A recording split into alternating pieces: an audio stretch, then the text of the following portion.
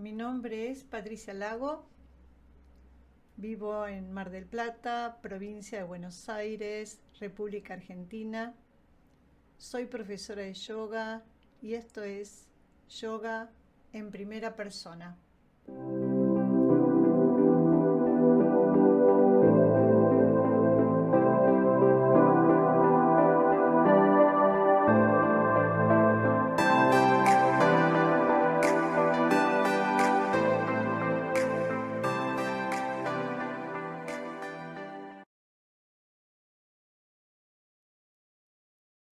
En este episodio 12 vamos a abordar lo referido a la práctica del yoga físico. En episodios anteriores, cuando hablamos de la evolución del yoga y fuimos recorriendo los diferentes hitos principales en ese camino histórico del yoga, naturalmente mencionamos la aparición del Hatha Yoga como primera expresión del yoga físico. En ese momento dijimos que finalmente íbamos a dedicar algún tiempo a hablar del Hatha Yoga y de los estilos derivados de este. Es más, quienes nos conocen la práctica de yoga postural básico, el método IPB, del cual soy creadora, se sorprenden que a lo largo de los episodios anteriores no haya hecho ninguna mención al tema de la práctica física del yoga. Si nos venís escuchando en las entregas anteriores, quise comenzar por los aspectos filosóficos, espirituales, haciendo énfasis en el objetivo máximo del yoga, que es aquietar la mente. Y para lograr semejante objetivo, naturalmente hay que hacer un trabajo profundo con uno mismo. Por eso recorrimos, además de la escuela yoga, mencionamos a la escuela Samkhya, hablamos de la escuela Vedanta, dedicamos algunos podcasts a hablar de los Yoga Sutras, del budismo, bueno, andando en temas profundamente filosóficos, conducentes al autoconocimiento. El yoga físico es un aliado también para lograr una mente calma, porque si nuestro instrumento, nuestro cuerpo físico, no está equilibrado, naturalmente lejos de ser un acompañante en el camino de la autoindagación, puede llegar a ser un obstáculo, puede llegar a detenernos en el camino de la búsqueda. Y esto seguramente fue lo que observaron aquellos cultores del movimiento que se conoce como tantrismo, que dio origen precisamente al Hatha Yoga, decíamos la primera expresión del yoga físico. Pero bueno, vamos a hacer como un recordatorio.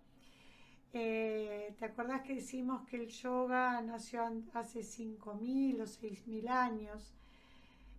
Y hablábamos de un yoga arcaico, proto-yoga, en la civilización del Valle del Indo. Y después vino un yoga preclásico, que era el yoga védico.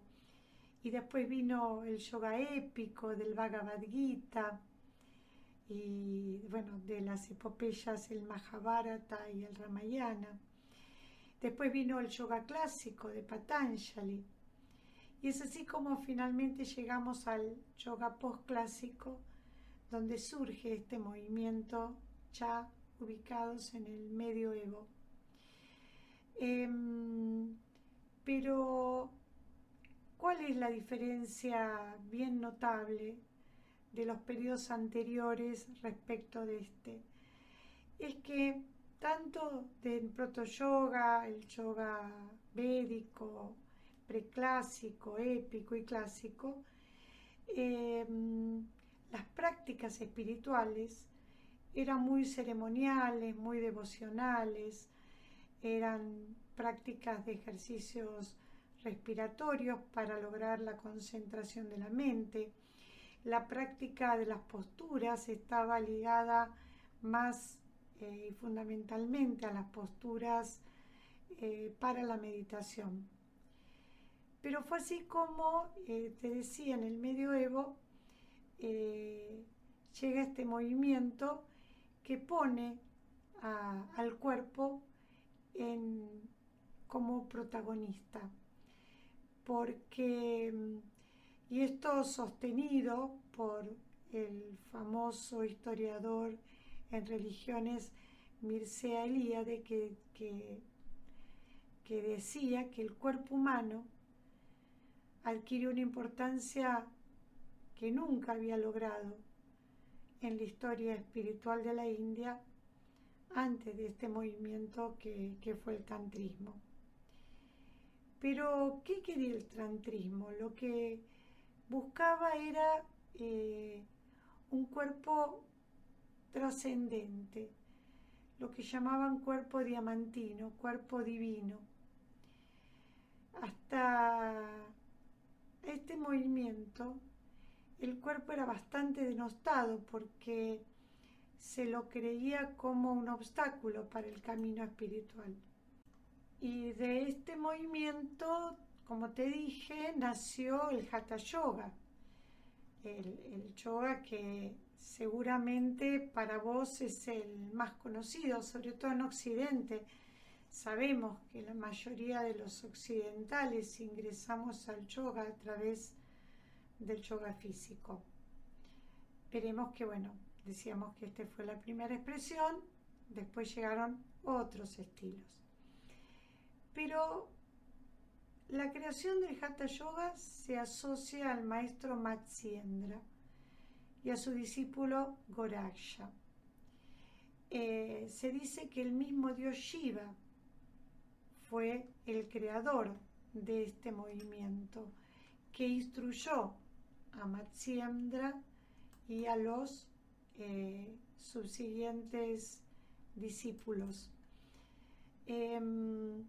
Y se cuenta que la mayoría de todas las enseñanzas del Hatha Yoga tratan de la exposición que Shiva, considerado el gran yogi, el primer yogi, primer Hatha yogi en realidad, le impartía a su consorte Parvati. Él relatando iba impartiendo estas enseñanzas. Lo que busca el Hatha Yoga es la purificación del cuerpo. Y habrás escuchado que la palabra Hatha significa sol y luna. Ja, sol, ta, luna. Porque esta práctica tiene un alto componente del trabajo con la energía corporal, por lo tanto también con la polaridad femenina, masculina, el sol asociado a lo masculino, la luna a lo femenino, también todo lo relacionado a los chakras, que como sabrás son nuestros centros de energía, porque todo nuestro cuerpo está recorrido por canales de energía llamados nadis, pero hay tres principales: el central a lo largo de nuestra columna vertebral y los otros dos secundarios, uno relacionado con la corriente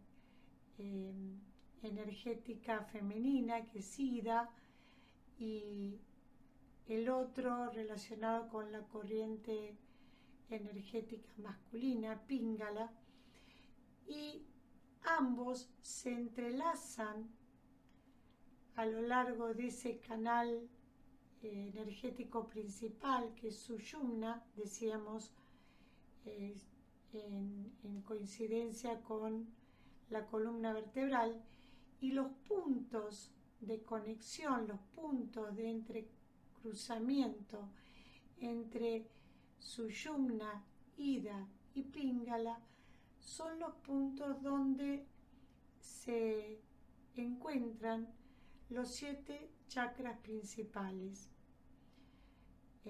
Cada chakra está relacionado con un elemento, con un color, con una energía, desde lo más terrenal, desde lo más denso, lo más sutil. Y en el cuerpo físico tienen correspondencia con plexos nerviosos y glándulas endócrinas. Por lo tanto, todas las prácticas del Hatha Yoga van a estar relacionadas a trabajar nuestro cuerpo físico a nivel bien físico, pero también a nivel sutil, a nivel energético. Habrás escuchado que trabajando nuestro cuerpo físico, también trabajando a nivel interno, se despertará la serpiente dormida en la base de nuestra columna, iluminará a todos los chakras y eso determinará nuestra iluminación espiritual.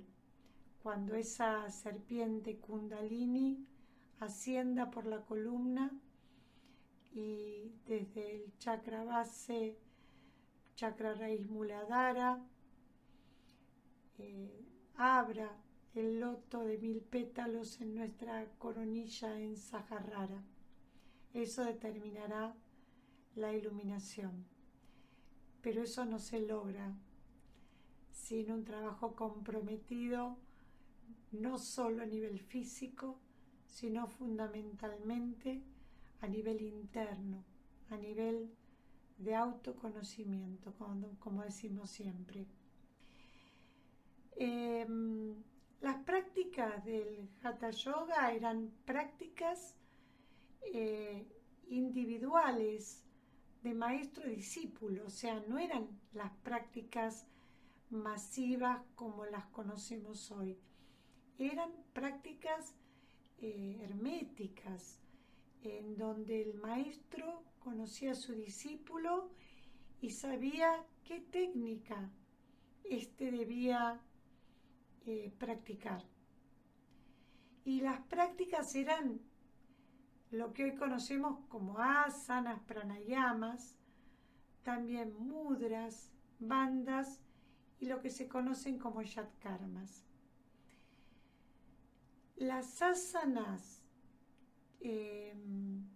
eran, como decimos, posturas para trabajar el cuerpo liberándolo de sus impurezas, y eran prácticas de las posturas en la quietud, en la inmovilidad, por un tiempo determinado, con control de la respiración, con control de la mente.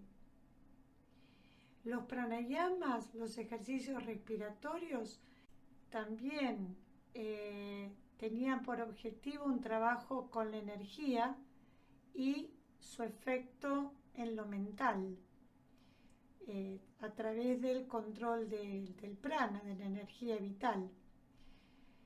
Los mudras, bueno, seguramente sabrás que son los gestos que hacemos con las manos, diferentes posturas de los dedos para generar un simbolismo, pero que tiene una relación directa en aspectos psicológicos, fisiológicos, energéticos. El tan conocido mudra, Shan Mudra o mudra la sabiduría que uno asocia a la pronunciación del Om cuando unimos el índice y el pulgar con el resto de los dedos apartados, con los brazos extendidos. Es un típico mudra cuando enunciamos los mantras, que también es una de las herramientas de la práctica, la enunciación de sonidos, fundamentalmente el Om, para el aquietamiento de la mente. También te mencioné los bandhas, que son cerrojos corporales que se hacen contracciones del cuerpo, también para trabajar la concentración de la energía en determinadas zonas. Y los yatkarmas, que constituyen una serie de técnicas de purificación del cuerpo, de limpiezas como lavajes, enemas, limpiezas que son ahora muy drásticas, muy, diríamos, hasta agresivas, y que se pueden considerar ya en desuso, al menos para estos tiempos. Entre los libros clásicos del Hatha Yoga tenés al Hatha Yoga Pradipika, al Heranda Samhita, al Shiva Samhita. Pero decíamos que ese Hatha Yoga de los primeros tiempos, en ámbitos cerrados, de maestro-discípulo, con la práctica de las posturas, los pranayamas, los mudras, los bandhas y las técnicas de purificación, de limpieza corporal tan exigentes, no tienen mucho que ver con la práctica del yoga físico de hoy. Si recordarás, el yoga moderno se considera que se inicia con la llegada a Occidente de Vivekananda a fines del siglo XIX a Estados Unidos en el Parlamento de las Religiones, y que ahí comienza el interés de la espiritualidad de la India en América, y en general eso se disemina por todo Occidente, también como producto de la invasión inglesa en India. Todas las técnicas pasan a ser conocidas por los ingleses y a su vez difundidas en el resto de Europa. Pero decíamos que hubo una evolución en esta práctica del yoga físico, porque a principios del siglo XX en todo el mundo occidental hubo un gran interés en general por la práctica física. Comenzaron los principales cultores de la actividad física, la gimnasia sueca, y en India, en coincidencia con el movimiento independentista hindú, hubo un resurgimiento del Hatha Yoga que ya salió de ese ámbito hermético de la antigüedad y empezó a hacerse conocido. Fundamentalmente vamos a mencionar a dos maestros, Kubalyananda y Yogendra, que estaban formados en Hatha Yoga, pero tenían mucha experiencia también en prácticas de combate, y fueron impulsores de esta forma de divulgar el Hatha Yoga, pero resaltando las propiedades curativas, como a través de la práctica de esta forma del yoga físico se podía mejorar la calidad de vida.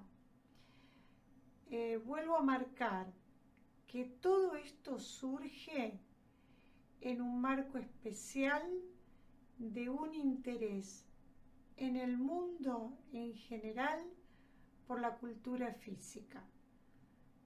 En ese ámbito es que la India saca a relucir su expresión tradicional de la práctica del yoga físico. Pero quien, no hay duda, ha sido el mayor representante de lo que es la práctica del yoga físico moderno, es Krishnamacharya. Krishnamacharya fue un maestro de Hatha Yoga que venía ya de una familia, de una casta de brahmanes, o sea, de personas dedicadas al trabajo espiritual, y que fue convocado por el Maharishi del Palacio de Mysore a entrenar a la Guardia Real.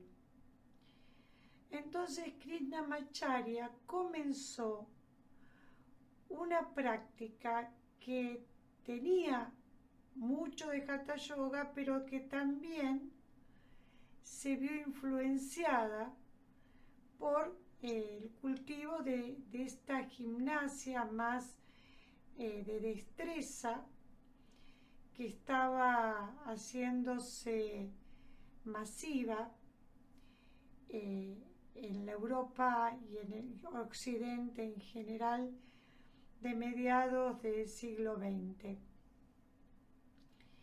Entonces, lo que eran las posturas en la quietud pasaron a hacer posturas ya como enganchadas en coreografías, lo que se llaman en series, en vinyasas, como por ejemplo el saludo al sol, que hasta el siglo XX no era practicado, no era conocido. El saludo al sol es producto de este movimiento de trabajo de las posturas, te decía, como en serie. Algunos se lo atribuyen a Krishnamacharya, otros lo atribuyen a otro maestro, pero lo que sí es, hay una certeza que el saludo al sol proviene, sí, de los años 30 y pico, 40 del siglo XX. Entonces, las enseñanzas de Krishnamacharya se ampliaron a otros jóvenes interesados en la práctica física del yoga, y ya te he mencionado, creo sí en otros episodios, que Patanjali Jois, el creador de la Ashtanga Vinyasa Yoga, el maestro Iyengar, Indra Devi, Desikachar, fueron los principales discípulos de Krishnamacharya y fueron quienes crearon a su vez sus propios métodos y los difundieron por todo el mundo. Ellos, algunos personalmente y otros a través de sus seguidores y cultores, que a su vez Muchos de ellos generaron otros estilos. Bueno, y ahora voy a volver un poco a mi historia personal, a esto de yoga en primera persona. Yo me formé en el Hatha Yoga moderno. En ese Hatha que se comenzó a difundir a mediados del siglo XX.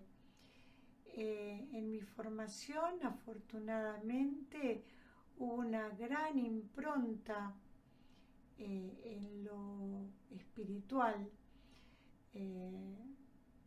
y la práctica del yoga físico naturalmente era importante, pero siempre con un sentido en lo espiritual, no puesto el acento en lo físico. Así todo, sabemos que las posturas del Hatha Yoga son, muchas de ellas, exigidas, desafiantes para los cuerpos y, digamos, yo personalmente considero para todos los cuerpos, pero podemos quizá decir para los cuerpos de Occidente de este tiempo. No voy a negar que a lo largo de mi formación había posturas que las realizaba con resistencia, las realizaba a un costo para mi cuerpo, pero como está tan masivamente aceptado que la práctica física del yoga es buena, tiene beneficios a nivel psicológico, energético y naturalmente en lo corporal, atribuía esas dificultades, esas resistencias como algo propio y personal a ser superado. Sin embargo, hubo un momento que ya esa voz interna que me decía que algo no terminaba de cerrarme en cuanto a la práctica corporal, se hizo más evidente cuando tuve la oportunidad de organizar un taller que analizara la biomecánica de las posturas. Fue ahí cuando, al internarme en la anatomía, en los grupos musculares, en los elementos óseos, articulares, pude corroborar que todo eso que yo percibía tenía un fundamento. Había posturas que, lejos de darnos beneficios, podían perjudicarnos. Y la mayoría de ellas eran aquellas que conocemos como posturas de retroflexión, que son aquellas que llevan la columna en extensión, o sea, que llevan el tronco hacia atrás, como la cobra, el arco, el puente, que en general son las posturas que a mí me generaban esa cierta incomodidad, además de otras.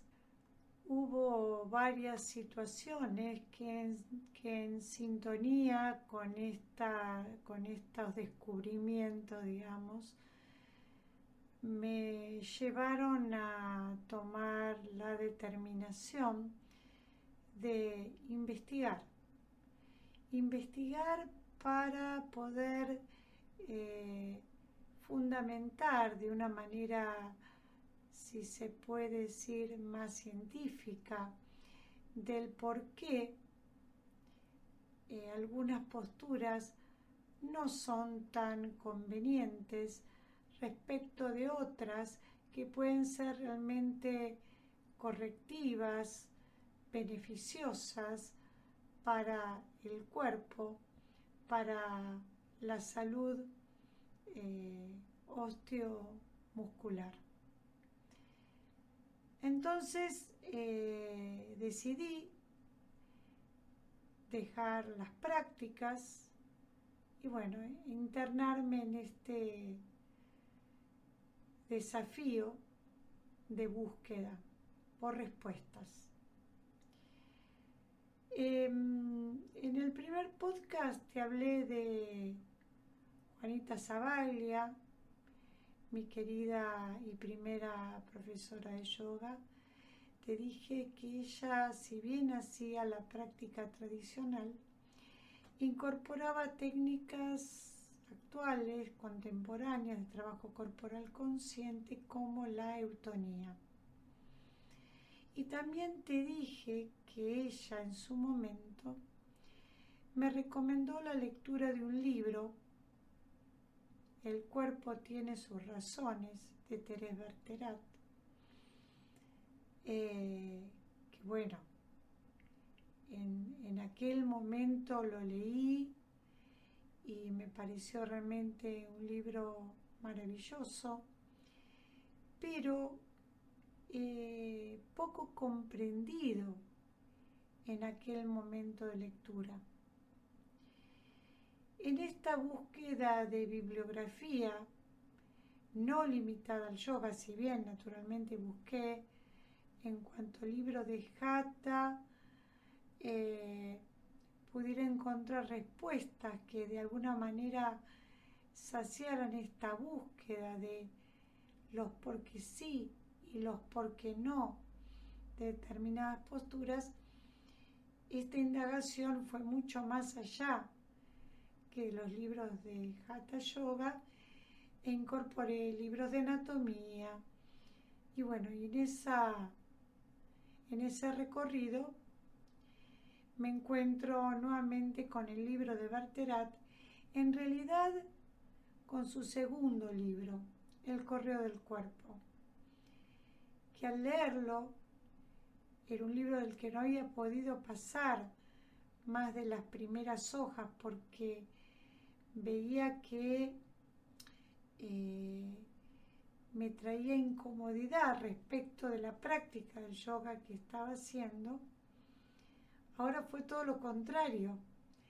Empezó a darme respuestas y me llevó a recuperar y a reencontrarme con aquel libro de mis primeros años de practicante que, como te dije, para mí en ese momento había sido poco aprovechado. Si bien había disfrutado su lectura, no había entrado en la profundidad del cuerpo tiene sus razones. Fue así como uno a uno fui leyendo todos los libros de Thérèse Bertherat. Pero bueno, ¿qué decían los libros de Bertherat? Ya el primero, con ese título, El cuerpo tiene sus razones, te orienta hacia un cuerpo que tiene necesidades que no siempre son escuchadas y que a veces en ese desoírlas hacemos que al cuerpo lo sometamos a actividades físicas, a hábitos que lejos de ser saludables lo entrampan, lo limitan, lo hacen sufrir. Empecé a a saber, por ejemplo, que los músculos no actúan aislados, sino que actúan en cadenas musculares, que en realidad hay una importante cadena muscular ligada a nuestra evolución, que es la cadena muscular posterior, que nos recorre como si fuera un gran músculo desde la base del cráneo a lo largo de nuestra nuca, nuestro cuello, toda nuestra espalda, parte posterior de las piernas hasta las plantas de los pies, y que es una cadena que tiende a estar en un tono muscular alto. Entonces, el gran desafío para que esta no nos moleste, sabemos que la mayoría de las molestias en el cuerpo, de los dolores recurrentes, están en la parte posterior del cuerpo cuando hablamos a nivel muscular. Entonces, lejos de seguir mortificando a esos grupos musculares, fortaleciéndolos, endureciéndolos, deberíamos apaciguarlos, elongarlos, que vuelvan a tener la disponibilidad, la libertad para el movimiento fluido sin limitaciones. Thérèse Bertherat en sus libros menciona a su gran maestra, a la fisiatra francesa como ella, François Messier, que fue quien descubrió a esta cadena muscular posterior y cómo funciona. Es muy largo, muy extenso todo lo que uno podría decir del trabajo de Thérèse Bertherat y de François Messier. Lo que sí te puedo decir es que desde el momento en que decidí interrumpir mis prácticas hasta clarificarme, me sucedieron muchas situaciones sincrónicas, como la llegada en aquel momento de tanto descubrir sobre el cuerpo, la llegada de la misma Thérèse Bertherat y un grupo de colaboradores a Argentina. Iban a estar en Buenos Aires para ofrecer jornadas de trabajo personal en la forma de su propia creación, que es la antigimnasia. Realmente no podía creer que eso sucediera, porque acababa de leer y de releer todos sus libros y de alguna manera los había pasado por mi cuerpo, y sucedía esto. Voy a compartir una frase de Deepak Chopra en su libro Sincrodestino, que dice: no creo en las coincidencias sin sentido. Creo que cada coincidencia es un mensaje, una pista que requiere nuestra atención. Y fue así. Si yo no hubiera puesto atención a ese mensaje, la llegada de Bertherat, y hubiera hecho todo lo posible por llegarme a esa conferencia que ella dio en la Alianza Francesa en julio del año 2004, no sé si mi vida se hubiera encaminado profesionalmente en cuanto a mi práctica personal y la práctica en la transmisión del yoga físico desde esta nueva mirada. Decía, tuve la suerte de conocerla personalmente y de hacer la experiencia corporal con dos de sus colaboradoras, que fueron María Beretta y Elvira Finato. Después de esa experiencia se me abrió la cabeza y el corazón por seguir buscando. Entendía el valor de la técnica que ella proponía, pero se me abrieron también las posibilidades de indagar en otros autores como Philippe Souchard, el creador de la RPG, la reeducación postural global, Ida Rolf, la creadora del Rolfing, de quien aprendí este concepto de una evolución de nuestra postura aún no concluida, pero además de un componente importantísimo en nuestra postura, que son las fascias. Empecé ya a no hablar de músculos, sino empecé a hablar de miofascias.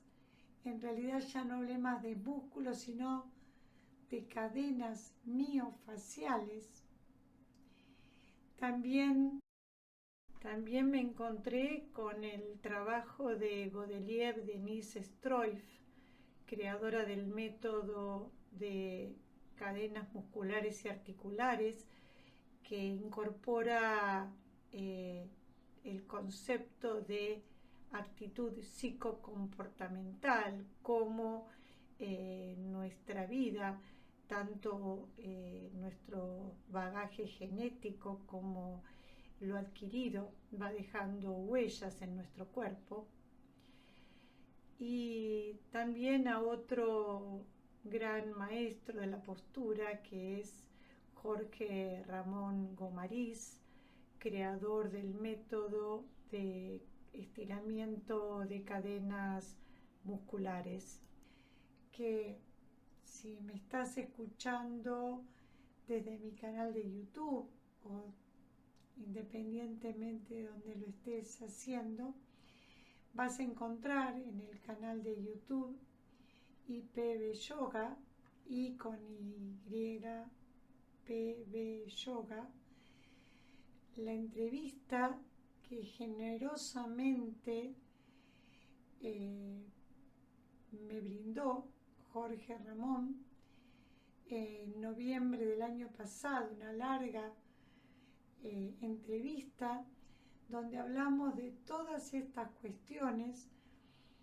Le estoy muy agradecida, aprovecho este podcast para reiterar mi agradecimiento, su generosidad, porque él también proviene del yoga, él también tuvo sus incomodidades y sus búsquedas que lo llevaron a generar su propio método. Y bueno, hubo otros autores también que fueron reafirmándome en el camino. Podíamos decir que pusieron fundamentos científicos a mi búsqueda por respuestas, y sobre esto, sobre la importancia también de la ciencia y no pasarlo solo por lo que lo que técnicamente se nos fue transmitiendo en el armado de las posturas, sino poder también incorporar esta mirada de investigadores. Chopra, en su libro Las 7 leyes espirituales del yoga, dice que la ciencia es el conocimiento de las leyes de la naturaleza. Las leyes de la naturaleza son el pensamiento de Dios y la ciencia es la manera como Dios se explica a Dios a través del sistema nervioso humano. La ciencia no es enemiga al despertar espiritual, por el contrario, es una amiga que encierra un potencial inmensamente útil. Bueno, como cierre del relato de mis primeros momentos de búsqueda, tras el encuentro con Berterat, y a partir de todo el conocimiento brindado por ella y todos los otros autores, fui elaborando un método, yoga postural básico, método IPB, que permite abordar la práctica del yoga con una mirada global, una mirada acorde, según mi humilde entender, acorde a los cuerpos de hoy y sus necesidades. Todas estas investigaciones quedaron plasmadas en un libro que junto a la colega y amiga Laura Beltri publicamos en el año 2018, La coevolución del yoga físico, el yoga corporal en un nuevo paradigma. Y del libro quiero leerte un poco la síntesis de lo que es el trabajo del yoga postural básico, método IPB. En la página 77 decimos que IPB es una práctica de yoga conceptualizada como tridójica desde el punto de vista de la Ayurveda, que incluye solo las asanas y los pranayamas en armonía con el restablecimiento del orden corporal, conducente a una postura bípeda estabilizada, que trabaja las asanas globalmente y evitando compensaciones, que como consecuencia del restablecimiento del orden corporal libera progresivamente la respiración y otras funciones orgánicas, que al liberar al cuerpo de sus retracciones también lo hace sobre las emociones entrampadas en las corazas musculares, que al apaciguar el cuerpo y serenar las emociones permite alcanzar estados profundos de relajación y preparar el terreno fértil para el aquietamiento de la mente, máximo objetivo a alcanzar. Una práctica que estimula al practicante a ser responsable y comprometido con sus procesos para despertar su propia maestría interior y no limitarse a ser imitador o seguidor. Bueno, ya te anuncié en el podcast anterior que este será el último, este número 12, es el último de esta que espero será una primera temporada. Con eso te estoy transmitiendo que anhelo que haya una segunda. No puedo asegurarte ni cuándo ni cómo. Lo que sí quiero dejarte hasta nuestro próximo encuentro, un ejercicio, si tenés ganas de observarte en tu postura de pie. En IPB, en el método IPB, le damos mucha importancia a la postura de pie, decíamos, porque es nuestra postura de ser humano. Y hay mucho para aprender de nosotros mismos en esa autoobservación. Por eso te propongo, si querés autoobservarte frente al espejo, y te voy a leer tal cual en la página 126 del libro, que propone eso, la autoobservación frente al espejo. Te sugerimos que de pie te mires de cuerpo entero frente a un espejo, con pies juntos, sin ropas, y observes sí. De frente, la cabeza alineada con la columna vertebral crece desde la coronilla. La línea de la base de la nariz coincide con la línea de los lóbulos de las orejas. Con los pies unidos, se tocan los dedos gordos, los bordes internos del pie, los tobillos y los talones. Los bordes externos son rectilíneos. Los internos esbozan la presencia del arco. Los dedos se presentan largos, abiertos, en abanico, todos mirando hacia adelante. ¿Es posible separar el dedo gordo y el quinto del resto? Los brazos caen sueltos, pegados al cuerpo. Dibujan de cada lado un contorno parejo entre estos y el tronco.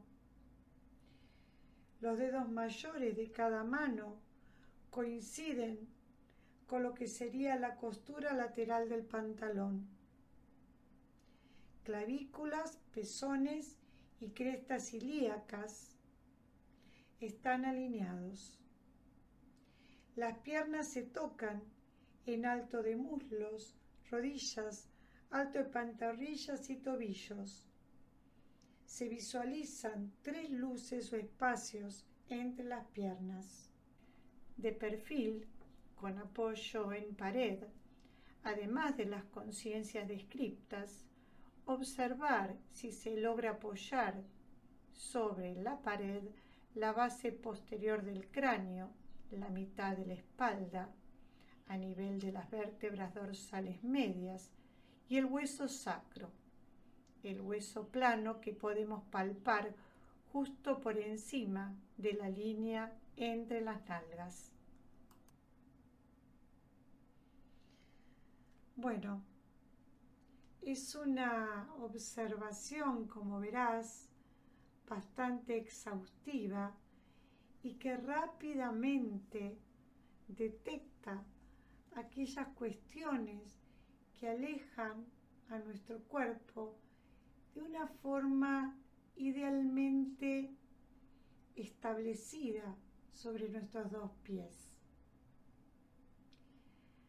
No es para que te autoexijas, sino para que te autoobserves y empieces a indagar en vos mismo, vos misma, qué puede estar haciendo que quizá un hombro esté más alto que el otro, que los dedos de los pies, lejos de estar abiertos, separados, se encimen, o que las rodillas no estén bien alineadas, o que perciba que una cadera esté algo más elevada que otra. El cuerpo tiene sus razones, como dice Thérèse Bertherat, y en IPB tratamos de ir desanudando las causas que progresivamente fueron entrampando al cuerpo, limitándolo, quitándole libertad, pero siempre desde la mirada profunda del yoga, tal cual lo aprendí en mi formación.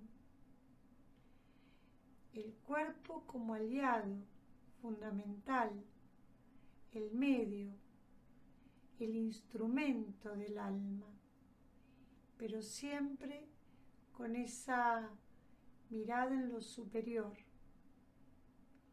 siempre en la búsqueda, en la autoindagación para la liberación. Quiero que mis últimas palabras sean de agradecimiento. Te agradezco por la paciencia, por tu presencia, por tu escucha a lo largo de estos 12 podcasts. Para mí han sido un desafío por un lado, una alegría por el otro, una necesidad de buscar cuáles eran los temas que podían interesarte, pero que a mí también me generaban un interés por transmitirte. Bueno, gracias, gracias, gracias. Esto será hasta la próxima temporada. Nos seguimos escuchando. Si querés dejarnos algún comentario porque nos seguís por la página de YouTube o por Instagram, o si no tenés otro medio, podés escribirnos a ipbyoga@gmail.com. Gracias. Será, como te dije, Dios mediante, hasta la próxima temporada.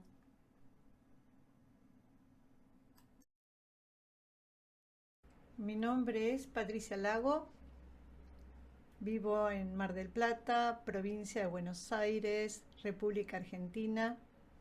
Soy profesora de yoga y esto es Yoga en Primera Persona.